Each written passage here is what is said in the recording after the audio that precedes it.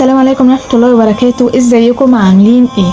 النهاردة بقى اول يوم العيد وفلوج جديد، تعالوا بقى اوريكم اجواء العيد وهتعرفوا هنروح جامع ايه وكده. يلا بينا.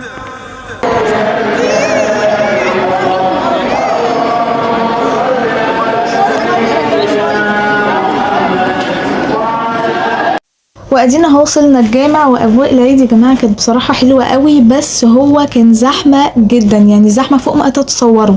يعني انا مش عارفه اقول لكم ايه بجد على الزحوميه، يعني ما شاء الله ربنا يبارك في المسلمين ويزيدهم يا رب يعني. طبعا دلوقتي اكيد عرفتوا انا في جامع ايه. لو انتوا عرفتوا اكتبوا لي في الكومنتس بسرعه بسرعه بسرعه انا في جامع ايه، وما تغشوش من الكومنتات. بس يا جماعه يعني شايفين طبعا الزحمه، انا اهو مصورها لكم يعني. ما شاء الله ربنا يبارك في المسلمين ويزيدهم يا رب.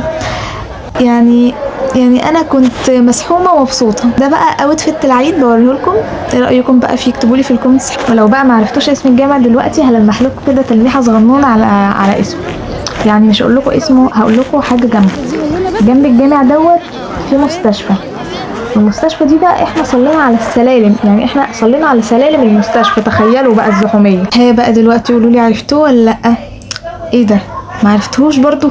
طب استنوا، ما عرفتوش كده؟ طب بصوا اسمعوا كده، اسمعوا. مسجد شرف المدينة لعلكم إن شاء الله تكونوا من الفائزين آمين. ها بقى عرفتوه دلوقتي؟ اكيد عرفتوه. خبطت النونة كيوت نونة. وبس كده، ده يكون نهاية الفيديو. يا رب يكون عجبكم، وما تنسوش تحطوا لايك وشير وسبسكرايب علشان اي فيديو انزله يوصل لكم. واستنوا بارت 2 انا بفتح الهدايا اللي جاتلي في العيد. وكمان ما تنسوش تكتبوا لي رأيكم في الخمار، وما تنسوش تدعوا لي ربنا يثبتني. وبس كده، سلام.